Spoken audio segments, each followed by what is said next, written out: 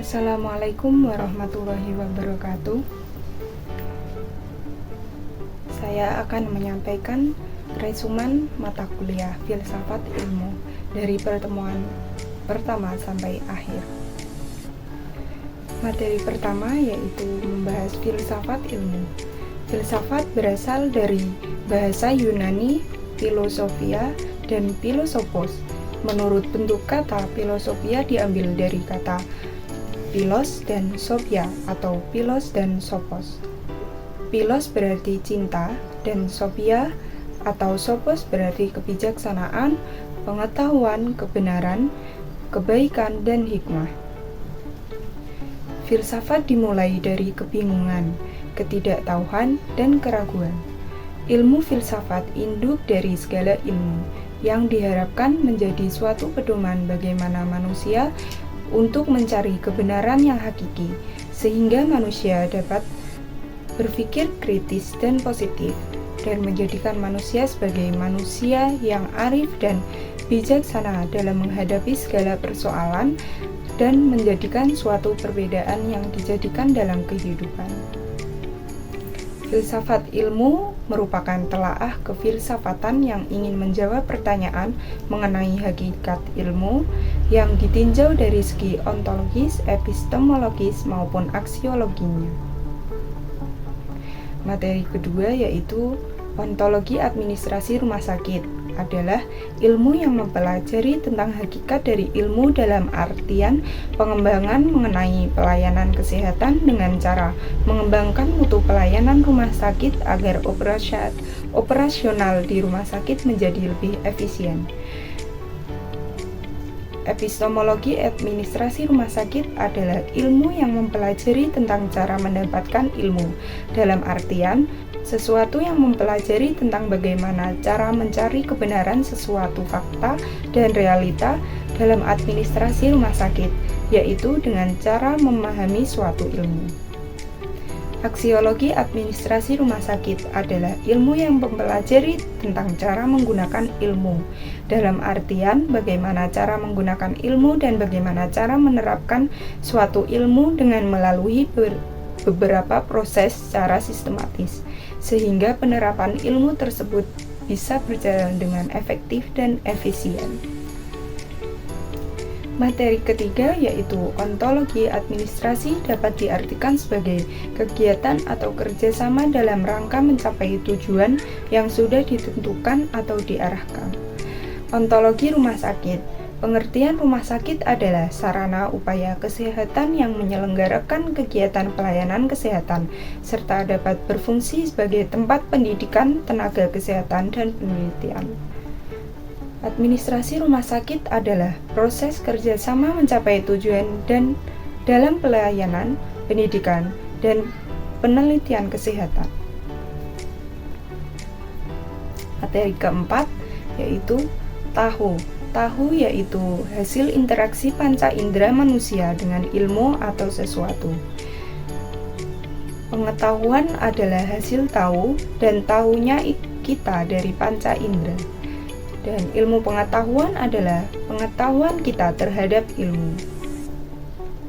Ilmu itu punya Allah, dan hanya Allah yang tahu. Materi kelima yaitu filsafat itu dibagi ke dalam beberapa bagian. Yang pertama, filsafat tentang berpikir benar atau salah yang disebut dalam logika.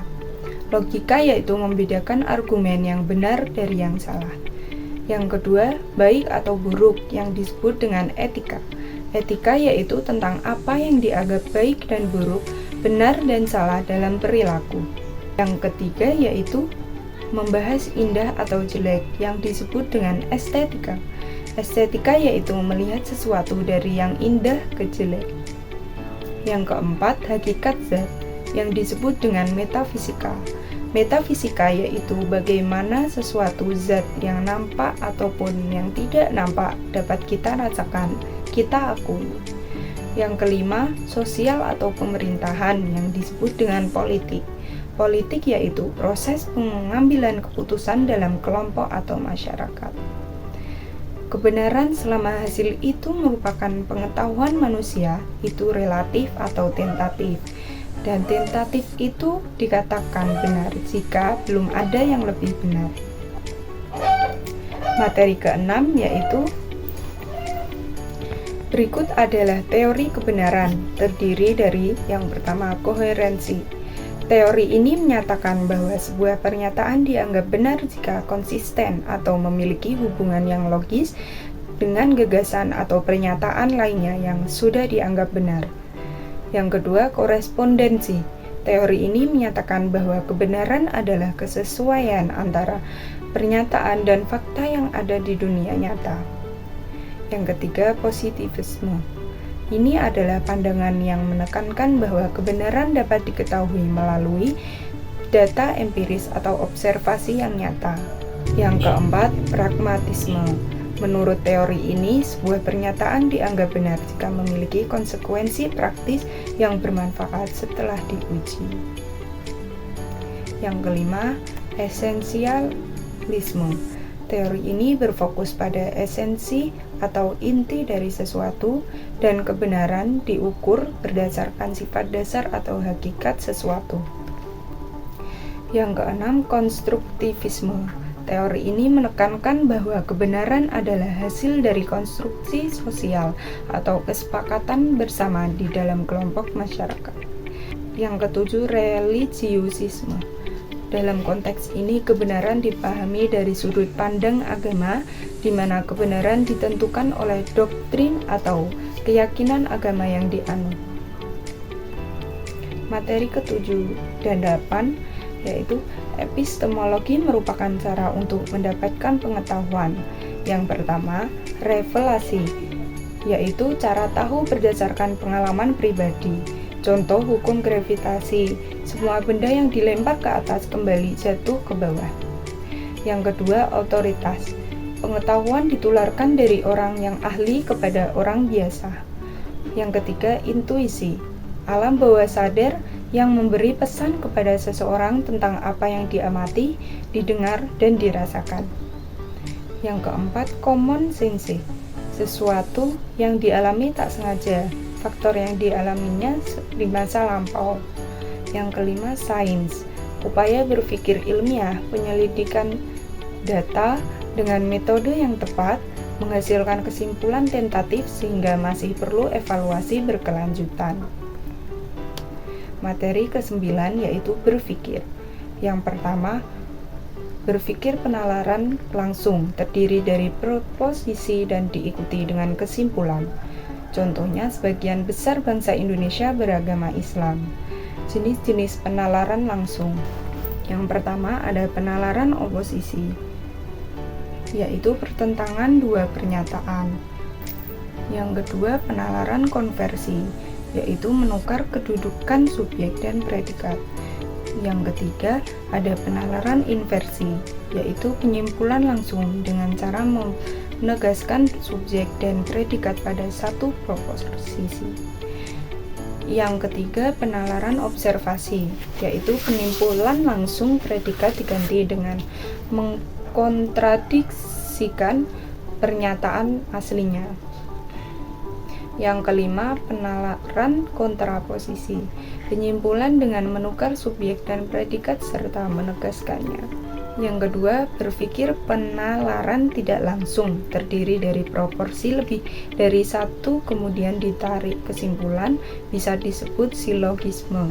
Silogisme dibagi menjadi tiga, yaitu yang pertama silogisme kategori, yaitu penyimpulan berdasar perbandingan dua proposisi. Proposisi mayor bersifat umum dan proposisi minor bersifat khusus. Di dalam keduanya terdapat bagian pembanding. Yang kedua, silogisme hipotetik, yaitu penarikan kesimpulan dengan cara membandingkan dua proposisi yang mempunyai hubungan ketergantungan antara keduanya. Yang ketiga, silogisme disjunktif, yaitu penyimpulan berdasarkan perbandingan antara dua proposisi yang mempunyai hubungan pengatauan antara dua bagian.